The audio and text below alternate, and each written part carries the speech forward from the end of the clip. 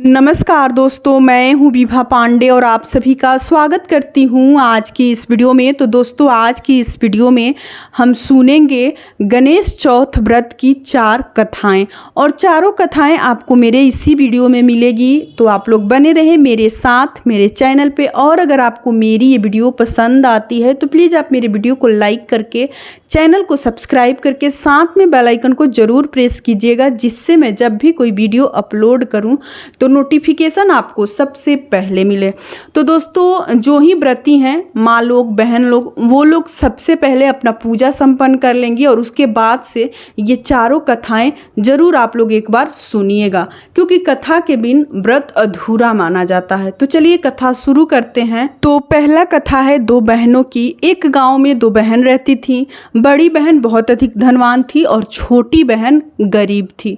छोटी बहन बड़ी बहन के घर काम धंधा करती थी और काम करने के बदले में जो बड़ी बहन उसको अनाज देती थी, उसी से वो अपना गुजर बसर करती थी, खुद भी खाती थी और अपने बच्चों को भी खिलाती थी।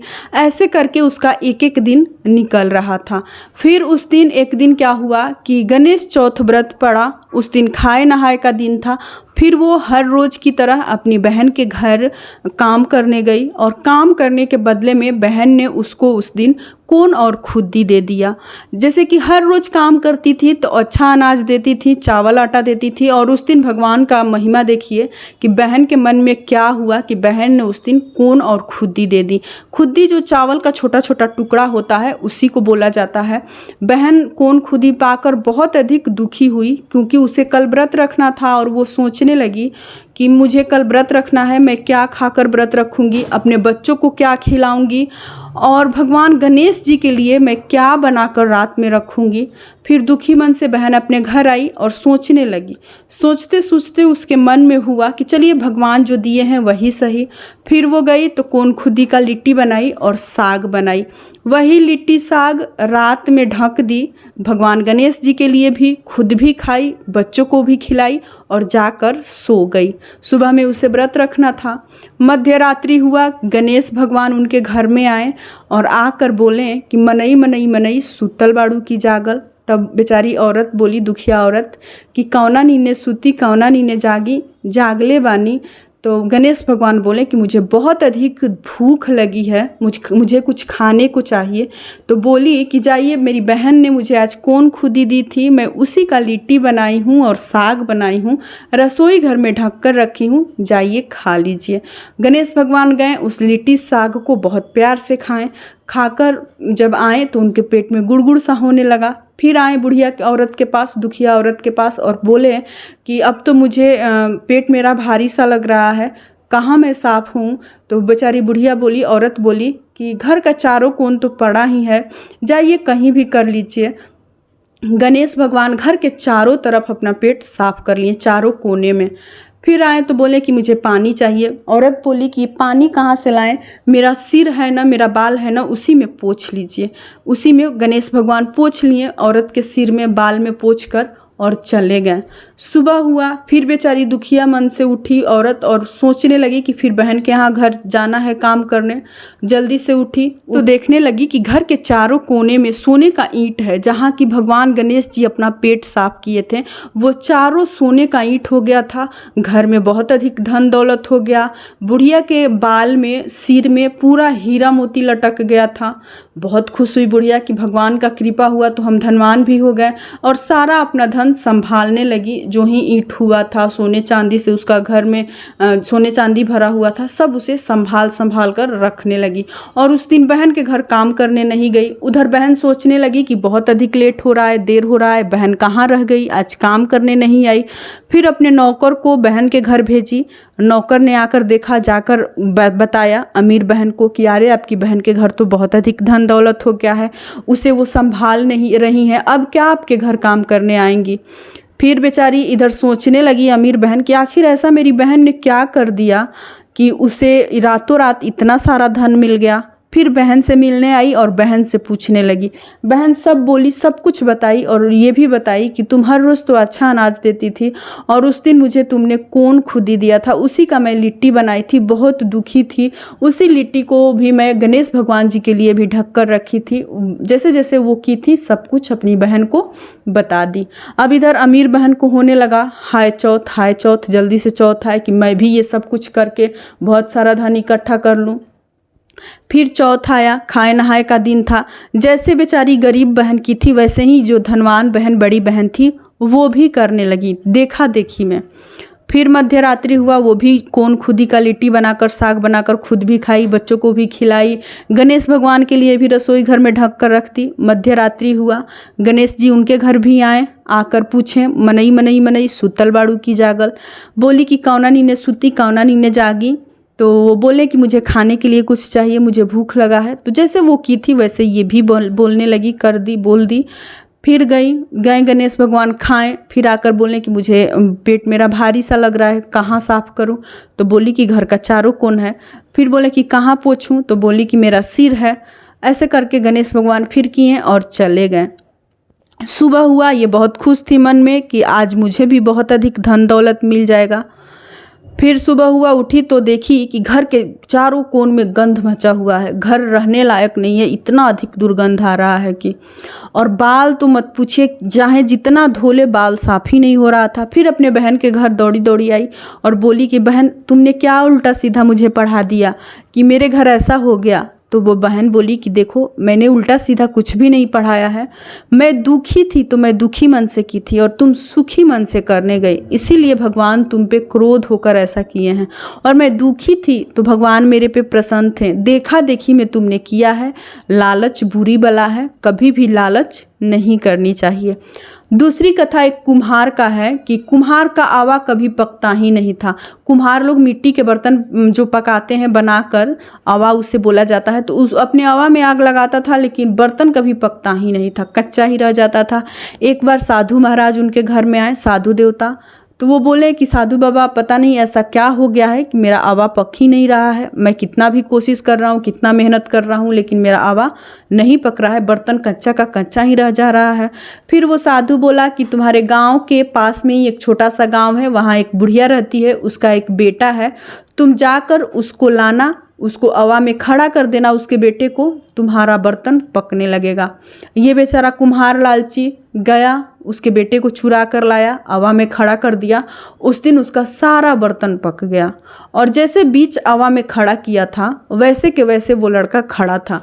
सुबह गया, देखा तो सारा बर्तन पका हुआ है, उसे बहुत खुशी हुआ और साथ में देख रहा है कि लड़का को मैं जैसे खड़ा किया था वैसा ही लड़का खड़ा है, आग से इसका कोई असर ही नहीं हुआ है, बिल्कुल स्वस्थ सुरक्षित लड़का था। फिर उसको उसमें से निकाला, उससे बहुत आश्चर्य हुआ कि आखिर इसकी माँ कैसी है, क्या कृपा है कि इसके साथ ऐसा हुआ है। फिर उस लड़के को लेकर उस बुढ़िया के पास वो गया और उधर बुढ़िया उस दिन चौथ का व्रत रखी थी और बहुत व्यथित होकर, बहुत रो बिलख कर अपने बच्चे को खोज रही थी, ढूंढ रही थी कि आज मैं चौथ का व्रत रखी हूँ, हे गणेश जी मेरा बेटा कहाँ गया, मुझे मेरा बेटा वापस कर दीजिए। बहुत रो रही थी, बिलख रही थी। तब तक यह उसके बेटे को लेकर उसके घर पहुँचा कुम्हार और बोला कि ऐसा आप क्या की हैं कि अग्नि देवता भी आपके बेटे का कुछ नहीं बिगाड़ा, बिल्कुल सुरक्षित आपका बेटा हवा में खड़ा था, मेरा बर्तन भी पक गया और आपका बेटा भी सुरक्षित है।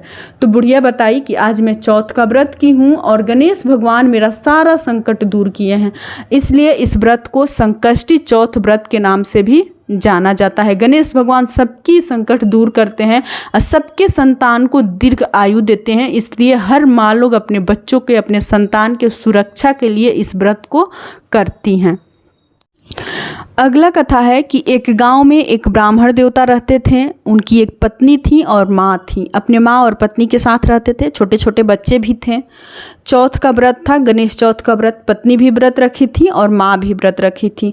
लेकिन माँ व्रत रखी थी तो पूरे निष्ठा लगन के साथ श्रद्धा से व्रत को रखी थी और पत्नी जो थी थोड़ा सा भूखड़ थी, उनको भूख प्यास बर्दाश्त नहीं होता था, वो बेचारी सास के देखा देखी में व्रत रखी थी। लेकिन उनसे कुछ भी मतलब कहिए तो तो ना भूख बर्दाश्त होता था ना प्यास बर्दाश्त होता था।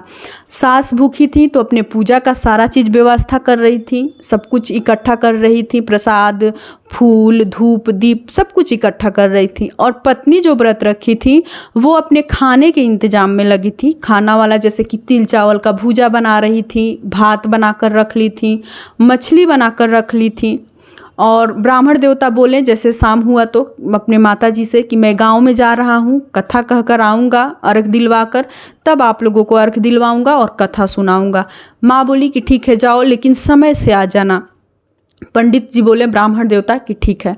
और वो गांव में ना जाकर अपने घर के कोने में छुप गए देखने के लिए कि मेरी पत्नी क्या कर रही है। उनके मन में ज़रूर कुछ हुआ था कि ये गड़बड़ कुछ कर रही है व्रत रखकर। एक कोने में छुप गए और देखने लगे। कभी घर में आती थी रूम में तो तिल चावल का भूजा खाकर बाहर जाती थी, सास से बोलती थी अपनी सासू माँ से, पता नहीं कहाँ रह गए, मुझे बहुत अधिक प्यास लगी है, बहुत अधिक भूख लगी, अब मुझसे रहा नहीं जाता। फिर घर में आती थी, कभी भात खाकर जाती थी, फिर वही बात जाकर सासू माँ से कहती थी, पता नहीं कहाँ रह गए, मुझे बहुत अधिक भूख लगी है। फिर घर में आती थी, फिर मछली खाकर जाती थी, फिर वही बात कहती थी। ब्राह्मण देवता देखने लगे और धीरे से घर में से निकलकर बाहर गए और बोले कि हाँ आ गए, कथा कहना आप शुरू करेंगे, आप लोग व्यवस्था कर लिए तो आकर बैठ जाइए। कथा कहना शुरू किए। पहले माँ को कथा सुनाए, माँ को बहुत अधिक विधिवत कथा सुनाए, उनको अर्घ दिलवाएं। फिर जब पत्नी का बारी आया तो उन्होंने कथा में कहने लगे कि तिल चावल का भूजा ली गणेश जी पूजा, भात के ढेला ली गणेश जी पूजा, मछली भात ली गणेश जी पूजा। उनकी पत्नी को सुनकर बड़ा आश्चर्य हुआ कि माँ को तो बड़ा विधिवत अब कथा कहलाए सुनाए हैं, अर्घ दिलवाए हैं, मुझे ये कैसे कर रहे हैं तिल चावल का भूजा, मछली भात। तो वो बोले कि ऐसे कोई व्रत रखता है? मेरी माँ बहुत निष्ठा से व्रत रखी थी, इसलिए मैं उससे नियम विधि से पूजा करवाया, कथा सुनाया, अर्घ दिलवाया, और तुम तो भात खा रही हो, कभी तिल चावल का भूजा खा रही हो, कभी मछली खा रही हो, तो ऐसा कोई व्रत रखता है? तो व्रत देखिए श्रद्धा से और निष्ठा से रखना चाहिए, देखा देखी में व्रत ना रखें अगर भूख प्यास बर्दाश्त नहीं होता है तो। एक गांव में एक बुढ़िया थी और उनको गेहूं सुखाना था। किसी कारणवश कोई उनके घर में यज्ञ था, गेहूं सुखाना था। बहुत अधिक बारिश हो रही थी, बारिश छूट ही नहीं रही थी, बादल बहुत अधिक उमड़ा था और बहुत मतलब समझ लीजिए कि अर्जेंट था, बहुत अधिक ज़रूरी था गेहूं सुखाना। वो मजाक मजाक में ही कह दी कि हे गणेश भगवान, आप मेरे आंगन में धूप दीजिएगा तो मैं आपसे मिलूँगी और मेरा गेहूँ भी सूख जाएगा। भगवान की कृपा हुई कि उनके आंगन में ही धूप हुआ, किसी के आंगन में धूप नहीं हुआ। सबके यहाँ बारिश हो रही थी और उनके आंगन में धूप हो गया, उनका गेहूं भी सूख गया, उनका हर चीज़ तैयार हो गया यज्ञ के लिए। अब भगवान एक दिन उनसे मिलने आए। भगवान जब मिलने आए तो बुढ़िया भागने लगी, दौड़ने लगी, भाग जाती थी। हर रोज़ भगवान आते थे मिलने, बुढ़िया भाग जाती थी। अब उसे डर सा लगने लगा था कि मैं भगवान से कैसे मिलूं। भगवान को बहुत अधिक बुरा लगा। भगवान क्या किए कि बुढ़िया के आंगन में बाथरूम कर दिए और वो बाथरूम साग जम गया बुढ़िया के आंगन में। बुढ़िया उस साग को खोंट कर खा ली और बुढ़िया बेचारी गर्भवती हो गई, उनके पेट में बच्चा पलने लगा। बुढ़िया के पेट से पुत्र पैदा हुआ और वो बेटा जब बड़ा हुआ तो बच्चों के साथ खेलने जाता था। बच्चे उसे चिढ़ाने लगे, उस बच्चा को सारे बच्चे चिढ़ाते थे, बिना बाप के बेटा, बिना बाप के बेटा। उसे बड़ा बुरा लगता था।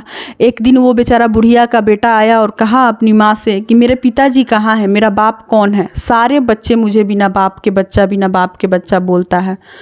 बुढ़िया बहुत दुखी हुई और वो बोली कि जाकर कहना कि जो विश्व में सबसे पहले पूजनीय हैं, जिनकी पूजा सबसे पहले की जाती है, वही हमारे पिता हैं।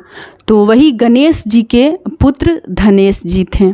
फिर लड़का खेलने गया और कहा कि खेलने गया लड़का बच्चों के साथ और बच्चों से कहा कि मेरे पिता गणेश जी हैं और मैं उनका बेटा धनेश जी हूँ। तो एक बार प्रेम से बोलिए गणेश भगवान जी की जय।